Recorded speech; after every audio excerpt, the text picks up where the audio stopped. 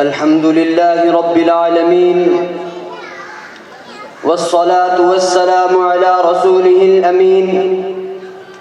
أما بعد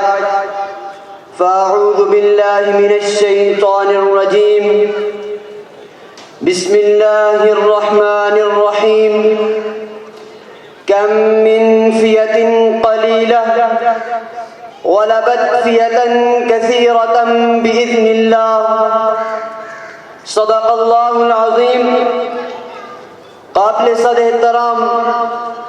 حاضرین محفل و سامعین محترم، آج میں آپ کے سامنے حال ہی میں وقوع پذیر ہونے والے دو عظیم واقعات کے ذریعے اس مصرعے کی تشریح پیش کرنا چاہتا ہوں کہ مومن ہے تو بے تیغ بھی لڑتا ہے سپاہی۔ سامعین محترم، سن 2001 میں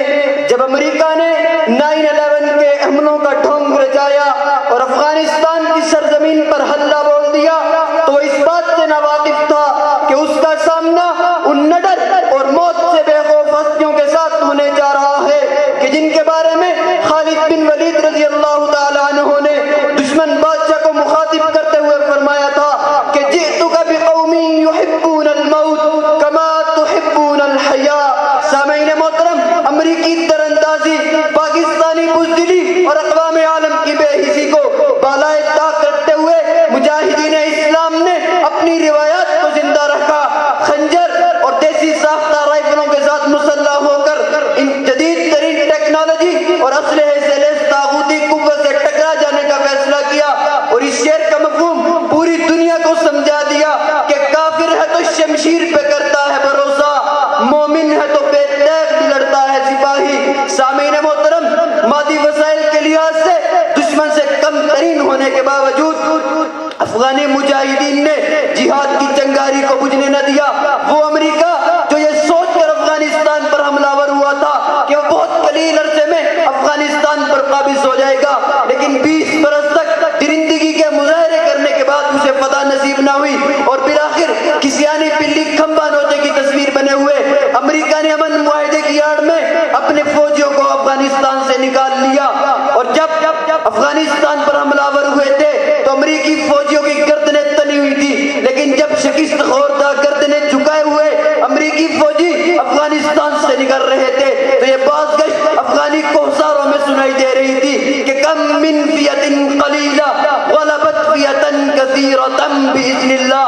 حاضرین محترم، ابھی اس عظیم واقعے کی یادیں ذہنوں میں تازہ تھی کہ اس خبر نے پوری دنیا کو ورطہ حیرت میں ڈال دیا کہ حماس کے چند مجاہدین نے اسرائیل کے اندر گھس کر نہ صرف کامیاب حملہ کیا بلکہ بحفاظت واپس بھی چلے گئے اور اس شعر کی عملی تفسیر پیش کر دی کہ جھپٹنا پلٹنا پلٹ کر جھپٹنا، جھپٹنا پلٹنا پلٹ کر جھپٹنا، لہو گرم رکھنے کا ہے ایک بہانہ۔ سامعین محترم، یہ سوال اٹھایا جاتا ہے کہ حماس کو کیا ضرورت تھی کہ انہوں نے اسرائیل پر وار کیا، حماس کو کیا ضرورت تھی کہ انہوں نے فلسطینیوں کو اس جنگ کے اندر دھکیل دیا۔ لیکن حیرت کی بات تو یہ ہے کہ وہ فلسطینی جو 3 ماہ سے یہ مظالم سہ رہے ہیں، کسی کے منہ سے یہ بات ایک مرتبہ بھی نہیں سنی گئی کہ حماس نے ہمیں مروا دیا، بلکہ ایک ماں کا انٹرویو کے دوران لائیو آ کر اپنے بیٹے کے چہرے سے نقاب اتارنا اس امر کی دلیل ہے کہ فلسطینی حماس کو قصوروار نہیں بلکہ اپنا نجات دہندہ سمجھتے ہیں۔ لیکن جس پر پیٹی وہی جانے کی مصداق، جو لوگ نرم بستروں پر سونے کے عادی ہوں وہ اس حقیقت کو کیسے سمجھ سکتے ہیں؟ انہی غافل، انہی لاشعور لوگوں کے بارے میں شاعر نے کہا تھا کہ اے موج حوادث ان کو بھی 2-4 تھپیڑے ہلکے سے، کچھ لوگ ابھی تک ساحل سے طوفان کا نظارہ کرتے ہیں، بیٹیاں برباد ہیں کشمیر و فلسطین میں، کیوں جوش آتا نہیں مسلم تیری شمشیر میں۔ حاضرین محترم، اس جنگ کے آغاز میں ہی امریکہ نے اسرائیل کی مکمل پشت پناہی کا اعلان کر دیا، لیکن 57 آزاد ریاستیں زرخیز خطوں کے مالک، معدنی ذخائر سے مالا مال، دنیا میں سب سے زیادہ نوجوان آبادی رکھنے کے باوجود کوئی بھی حکمران حماس کی حمایت کا اعلان نہ کر سکا۔ اسرائیل کی آبادی جتنی فوج رکھنے کے باوجود کوئی بھی حکمران، کوئی بھی لیڈر، کوئی بھی جرنیل حماس کی حمایت کا اعلان نہ کر سکا۔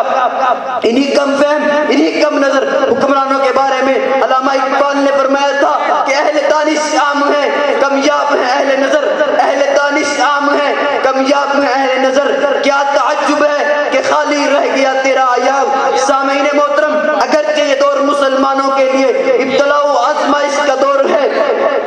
اگرچہ اس دور میں غزہ اہل غزہ پر ہونے والے مظالم یہ بتا رہے ہیں کہ یہ دور مسلمانوں کے لیے سخت ترین ہے، لیکن اس ماں کا انٹرویو کے دوران لائیو آ کر اپنے بیٹے کے چہرے سے نقاب اتارنا اور اس باپ کو اس بات پر مٹھائی بانٹنا کہ میرے گھر میں بھی ایک شہید کی لاش ہے، یہ پیغام سنا رہا ہے کہ نکل کے صحرا سے جس نے روما کی سلطنت کو الٹ دیا تھا، نکل کے صحرا سے جس نے روما کی سلطنت کو الٹ دیا تھا، سنا ہے یہ میں نے قدسیوں سے کہ وہ شیر پھر ہوشیار ہوگا، اور اس معصوم فلسطینی بچے کا اپنے گھر کے ملبے پر بیٹھ کر یہ تلاوت کرنا کہ وَلَنَبْلُوَنَّكُمْ بِشَيْءٍ مِّنَ الْخَوْفِ وَالْجُوعِ وَنَقْصٍ مِّنَ الْأَمْوَالِ وَالْأَنفُسِ وَالثَّمَرَاتِ وَبَشِّرِ الصَّابِرِينَ۔ گویا اسرائیل اور پوری دنیا کی آنکھوں میں آنکھیں ڈال کر یہ کہنے کے مترادف ہے کہ ظالمو تم جتنا ظلم کر سکتے ہو کر لو، جابرو تم جتنا جبر کر سکتے ہو کر لو، لیکن ظلم پھر ظلم ہے، بڑھتا ہے تو مٹ جاتا ہے۔ بقول شاعر، میرے دشمنوں میرے قاتلوں میری جرتوں کی صدا سنو، میرے دشمنوں میرے قاتلوں میری جرتوں کی صدا سنو، میں رکا نہیں میں جھکا نہیں، کہیں چھپ چھپا کے کھڑا نہیں، جو ڈٹی ہوئی ہے محاذ پر مجھے ان صفوں میں تلاش کر، بھلا کیوں میں دشمنوں سے ملوں، بھلا کیوں میں سازشیں کروں، میرا نسب و نام بہادری مجھے جرتوں میں تلاش کر، اور یہ کہ میرے تن کے زخم نہ گن میری آنکھ میں ابھی نور ہے، میرے تن کے زخم نہ گن میری آنکھ میں ابھی نور ہے، میرے بازوؤں پہ نگاہ کر جو غرور تھا وہ غرور ہے، میں اسی قبیلے کا فرد ہوں جو حریف سے لے بلا رہا، اسے مرگزار کا خوف کیا جو کفن بدوش صدا رہا، تجھے مان جوشے گرز پر مجھے ناز زخم بدن پہ ہے، یہی نام پر ہے بہار کا جو گلاب میرے کفن پہ ہے، اور سو میرے غنیم تو نہ بھول کہ ستم کی شب کو زوال ہے، سو میرے غنیم نہ بھول تو کہ ستم کی شب کو زوال ہے، تیرا جور و ظلم بلا سہی میرا حوصلہ بھی کمال ہے۔ وآخر دعوانا ان الحمد للہ رب العالمین۔